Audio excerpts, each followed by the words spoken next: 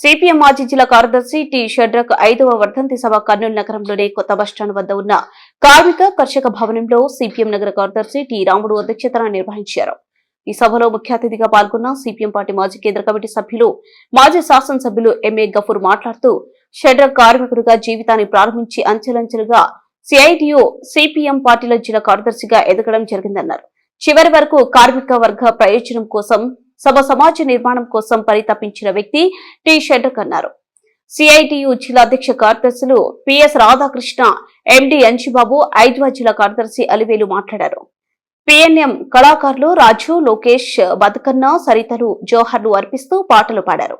Party జిల్లా committee సభ్యులు Gurushekar, Nagesh, party నగర కార్యదర్శి వర్గ సభ్యులు సాయిబాబా, సుధాకరప్ప, నర్సింహులు, ప్రభాకర్, డివైఎఫ్ఐ జిల్లా అధ్యక్ష కార్యదర్శులు రాఘవేంద్ర, అబ్దుల్లా, మహిళా సంఘం నాయకురాళ్లు Sujatha, Kumari, Lakshmidevi, Parveen, party new city committee సభ్యులు రఫీ, ఏసురాజు, హుస్సేన్ భాషా, శంకర్, భాస్కర్, రామకృష్ణ తదితరులు పాల్గొన్నారు.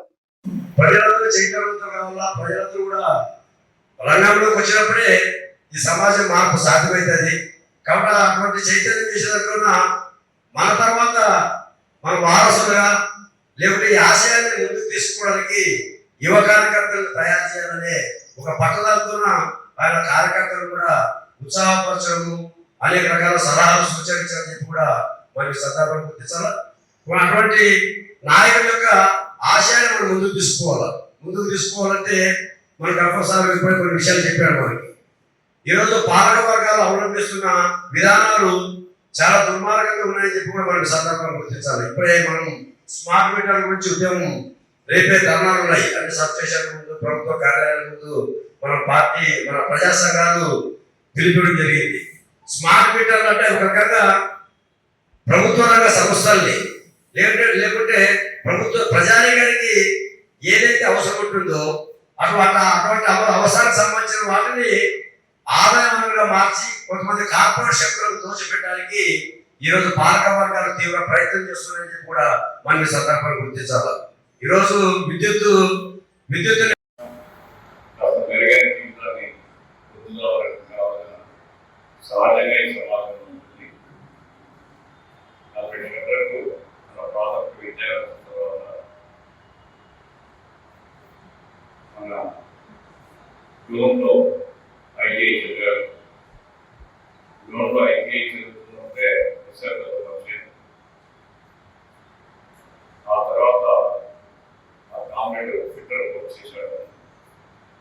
ఆయన తీసుకుని ఇక్కడ తుంగభద్ర యూనివర్సిటీలో దేవరాజు తుంగభద్ర యూనివర్సిటీలో అప్రెంటిస్గా చేయడం.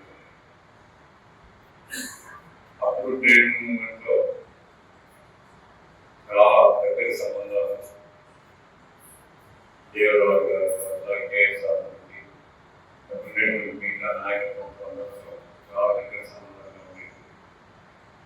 ఆ కాలంలో రాజకీయ కర్నూలులో పెట్టడం, రాజకీయ పేపర్లో ఐటీ వాళ్ళందరినీ అప్రెంటిస్గా తీసుకోవడం జరిగింది. ఆ రకంగా జిల్లా వ్యాప్తి రాజకీయ పేపర్ చాలా దారుణమైనటువంటి వేతనం అప్డేట్ అవుతున్నారు. కుటుంబాలు ఎవరు ఆర్థికంగా జీవిత పరిస్థితులు బస ఎక్కడే ఉన్నారు,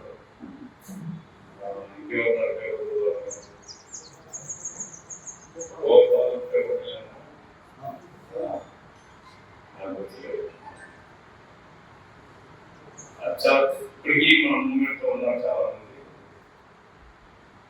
పేపర్లో ఉండేటువంటి ఆ ద్వారాలు అంటే మమేకమై ప్రజానీకంలో పనిచేయడం ద్వారా పార్టీని, ప్రజా సంఘాన్ని అంతటి స్థాయికి తీసుకుని పోయి ఆ ప్రజలు ఎవరైతే సమాజం మార్పు కోసం ఎవరైతే కోరుకుంటారో, ఎవరైతే జీవితం మంచి జీవితం కావాలనుకుంటారో అక్కడ సమాజాన్ని ఈ వైపు సమీకరణ కోసం పనిచేయడం. అందుకోసం నేను కోరేదంటే ఈరోజు ఎట్లా ఉంది నిర్మాణ సంఘాలు, యువ సంఘం వాళ్ళని యువ సంఘంలో ఏమిటి నా కూలి పెరిగించాలి, నేను వచ్చాను ప్రపంచం ఎక్కడైనా ఏమని పోయి నాకేం సంబంధం, మిగతా జనంతో నాకేం సంబంధం. ఇది మనలో కూడా సమాజం ఉంది, మనప్పుడు తప్పదు. మనం సంఘాలు పెడుతున్నది కేవలం భూమి కోసమో కేవలం ఆర్థిక ప్రయోజనాల కోసమో కాదు. మన సంఘాలు విస్తారమైనటువంటి సామాజిక ప్రయోజనం కోసం పనిచేయాలి. సమాజాన్ని మార్చేందుకు కృషి చేయాలి. సమాజంలో ఉన్నటువంటి ప్రజానికాన్ని సమీకరించేందుకు కృషి చేయాలి. అటువంటి విశాలమైనటువంటి ఆశయాన్ని తీసుకుంటున్నప్పుడు మాత్రమే మనం కోరుకున్న సమాజం సాధిస్తాం. కోరుకున్న సమాజం కోసం కామ్రేడ్ షెడ్రక్ తన జీవితాన్ని అంకితం చేశారు. సర్వస్వాన్ని త్యజించారు. మెరుగైన జీవితాన్ని సాధించుకునే అవకాశం ఉన్నా కానీ దాన్ని త్యజించి దాన్ని పునర్ప్రాయంగా భావించి ఆయన కష్టాల మార్గాన్ని ఎన్నుకున్నాడు. కష్టాల జీవితాన్ని ఎన్నుకున్నాడు. అర్ధరాత్రి కానీ ఆ సహాయం చేసినటువంటి అనుభవాలు కూడా చాలా మందికి ఉన్నాయి.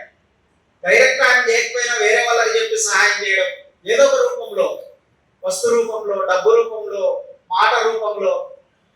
అలాగే చాలా కేసులు మనకు చాలా అనుభవాలు ఉన్నాయి. అవన్నీ మనము చెప్పలేము. కొన్ని క్లిష్టమైనటువంటి సమస్యలు వచ్చినప్పుడు పరిష్కారం చేయాలంటే దాన్ని ఎట్లాగైనా సరే దాన్ని పరిష్కారం చేసేటువంటి పద్ధతి. నేను సిఐటి జిల్లా అధ్యక్షుడిగా ఉన్నప్పుడు బేతంచెర్లలో 32 రోజులు సమ్మె జరిగేది. ఆలిస్ పంటల ఫ్యాక్టరీ. నేను ఒక వారం రోజులు ఆ సమ్మె కోసం అక్కడ ఉన్నాను. కానీ సమ్మె పరిష్కారం కావడం లేదు. దానికి కారణం రాజేంద్రనాథ్ రెడ్డి అక్కడ కీలకం. కానీ దాన్ని రాజేంద్రనాథ్ రెడ్డితో మాట్లాడి ఎట్లా పరిష్కారం చేసేటువంటి పద్ధతుల్లో షెడ్రక్ గారి ఇన్వాల్వ్మెంట్ అయిన తర్వాతనే ఆ సమ్మె పరిష్కారమైనటువంటి పద్ధతి. పేపర్ మీద నాకు గుర్తున్నంత వరకు రైస్ మిల్లులో కానీ ఇట్లా ఏ సమస్య వచ్చినా పీక్ స్టేజ్ వచ్చిందంటే ఆయన ఇన్వాల్వ్మెంట్ అయితే దానికి పరిష్కారం దొరుకుతుంది అనేటువంటి ఒక అనుభవం గతంలో మాకి ఉంది. కాబట్టి ఈ రకంగా ఈ అనుభవాలన్నీ మనం దృష్టిలో పెట్టుకొని ఆయన చేస్తున్నటువంటి పని పద్ధతులు, సహకరించినటువంటి విధానము, ఇవన్నిటిని కూడా మనము ఈ రోజు ఉద్యమానికి అన్వయించుకుంటూ మన ఉద్యమాన్ని ముందుకు తీసుకొని పోయే దానికోసం మనమంతా కూడా కృషి చేసినప్పుడే షెడ్రక్ గారి ఆశయాలను సాధించిన వాళ్ళం అవుతాం.